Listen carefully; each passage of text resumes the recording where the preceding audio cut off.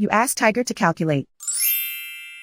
This deals with finding the midpoint between 2 points. The midpoint between the 2 points is 53, 20.5. Let's solve it step by step. Plot the 2 points and calculate the midpoint using the formula.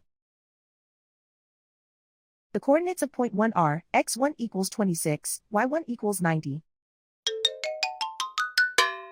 The coordinates of point 2 are x2 equals 80, y2 equals negative 49. PM represents the midpoint of the 2 points.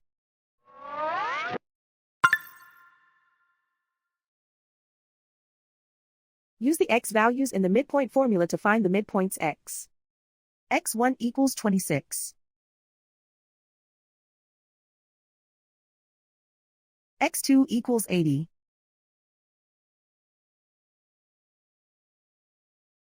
Simplify the arithmetic.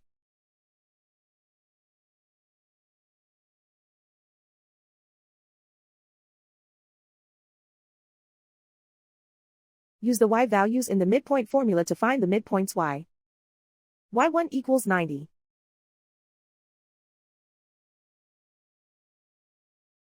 y2 equals negative 49. Simplify the arithmetic.